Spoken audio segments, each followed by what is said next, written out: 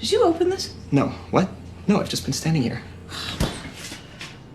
We'll come back to the mystery of who opened the fridge door in a bit, but first, let's play a game.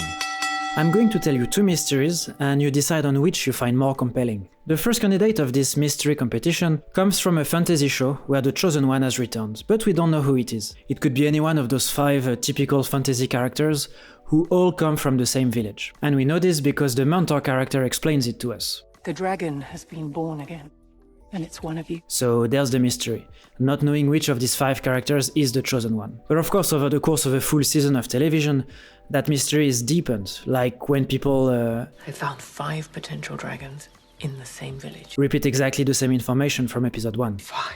We don't know which one of them is the dragon. Compare this to the second mystery from the movie Paterson, starring Adam Driver. Paterson is walking home after his day's work and notices the mailbox is tilting to the side, so he fixes it. But the next day it happens again. Was it the wind? Yet today wasn't very windy. Is the mailman a bit clumsy? Are kids playing a trick on him? Anyway, he fixes it, only for it to happen again the next day. So why is the mailbox leaning every evening? Well, that's a mystery. So there you have it, 2 mysteries. Now, which one do you find more compelling? In other words, if you could get only one answer, would you prefer to know who's the chosen one? Or what causes the mailbox to tilt every time Paterson comes home? Well, I've seen The Wheel of Time, and I know who the chosen one is, but honestly it would be meaningless for me to tell you if it's her, or him, or her. Nothing about the resolution of this mystery is going to put a smile on your face. Nothing is going to make you go, oh right. But for the mailbox, well, I do want to tell you what the solution to the mystery is. To avoid spoilers though, I'll only do so at the end of this video. But still, by that metric of the pleasure I would get at telling you the answer, I think the mailbox mystery is much stronger, because we intuitively understand it, and it naturally calls on our curiosity, whereas the other one is much more abstract. And so, in this competition that we have between the 2 mysteries, even if you did find the first one more compelling, we can still reflect on something seemingly strange. The fate of the world hangs in the balance of mystery 1, while Paterson's could hardly be more mundane. So then, why would we even hesitate? Shouldn't the fate of the world be more compelling by default? Well, no, mysteries obviously don't work like that.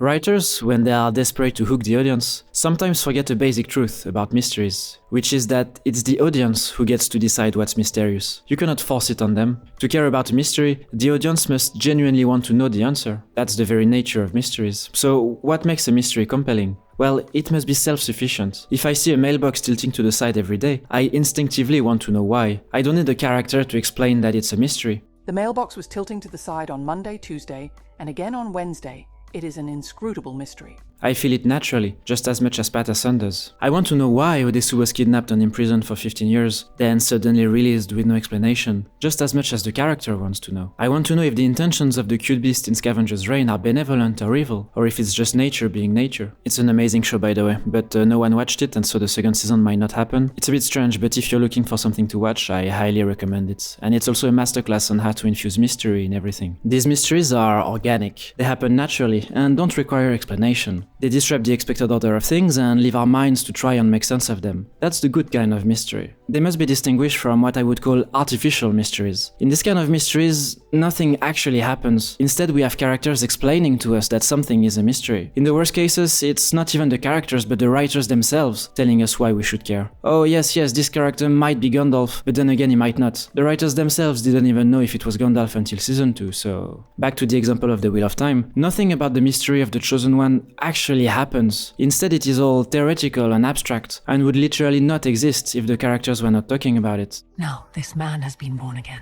We don't know where or to whom. Instead, an organic way to explore the mystery of someone being the chosen one would be to show them thinking they're normal, except for a few strange occurrences, leaving them to wonder if there's something more to their story, and you know the rest. In other words, as a writer, if you have to explain the mystery to the audience, you're doomed, because it means that the audience is not intuitively on board. Because Moiraine, sorry, but your quest is based on a prophecy that we, the audience, haven't read, and the significance of the chosen one is tied to a history that we, the audience, haven't experienced. So, not knowing which one is the right one, honestly feels like a you problem. If I may break the fourth wall a second, let me say this is my 3rd YouTube video, and I'm still very much in a trial and error phase. If you have any feedback on how I could improve the quality of my videos, please don't be shy. Thank you so much. Now let's talk about the fridge. Libby, played by Lizzie Kaplan in Fleishman Is in Trouble, is a 30-something who once had high hopes for herself, but partly due to unfair circumstances, and partly because of the nature of life itself, she never quite achieved her dreams, and now dedicates much of her time to her family. and she has a fridge. And while she discusses with her old friend Toby, played by Jesse Eisenberg,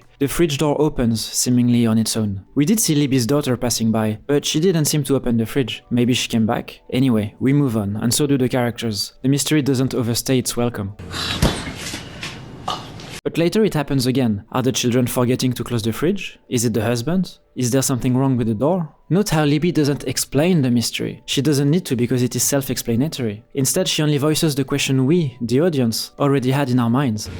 Did you open this? Her desire to know is the same as ours. The mystery is so small, almost subliminal, yet the writers of Fleishman Is in Trouble got me desperate for an answer. But the total screen time of this mystery is so small that I was worried it may go unresolved. After all, there are many other things going on in the show, and the fridge door is obviously not the focal point. And now we're getting to the last minutes of the last episode. Are we going to get to the bottom of this? Oh yes, it's happening. But how can they wrap this up now? What could possibly happen in the next 2 seconds that will resolve the mystery? To understand what happens next, we need a bit more context on Libby. She cannot say her marriage is unhappy, her husband is essentially kind, her house is comfortable, and her children are full of life. Yet, she feels unfulfilled. Or as she beautifully puts it, how could you be so desperately unhappy when you were so essentially happy? The years of her life have gone by, and somewhere along the way she lost touch with herself. She's been resenting those around her, blaming them for turning her into something untrue to her nature, but then she realizes that time marches on no matter what she does, and the urge to throw it all away is a mirage, an empty promise of finding herself elsewhere. You haven't been you in a long time. It's not his fault. The freedom brought by a potential divorce would not bring her younger self back, and it's not anyone's fault. It's only the nature of time. The version of herself she's looking for wouldn't exist elsewhere any more than it exists here and now. Libby comes to recognize the value of the life she has led, the one that has brought her to this moment. And the work is to constantly recall the reasons why you did this in the first place. The only thing left to do is work to make it as good as it can be. And with a fridge door that keeps opening, there's only one thing to do. You close it. And of course, a part of us wants to say, wait, that's it? We'll never get the answer to the mystery? But in the end, we also don't really feel cheated. Because the mystery never promised the moon. It remained humble. And we understand it as one of those mysteries of life. More importantly, the mystery does have a strong payoff. Except it is taking us by surprise, because the payoff is not the solution to the mystery, but the way the character decides to deal with it. We fall in love, and we decide to marry in this one incredible moment. What if everything that happens after that is about trying to remember that moment? Thanks to the fridge door, we know that Libby has decided to stay with her family.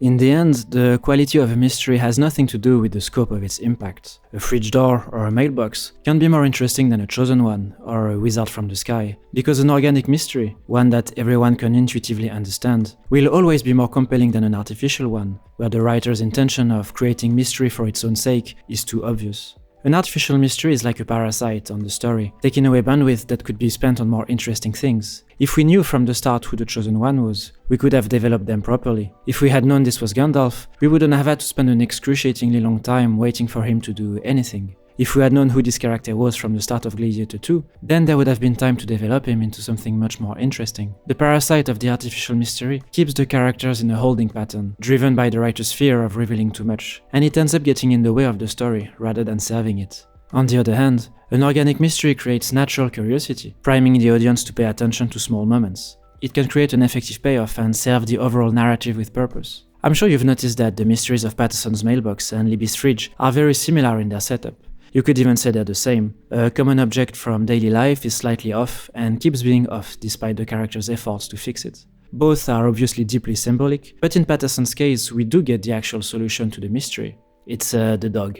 And rewatching Paterson once you know the answer, I just love how it's filmed. The clues are obvious in hindsight, and I love how the dog is basically the villain in this movie. Thank you so much for watching. Please consider liking and subscribing if you enjoyed the video. I also want to thank you for the incredible feedback you gave me on my first video about the cabin in the woods, and I hope I've learned from some of the mistakes I made back then. See you next time.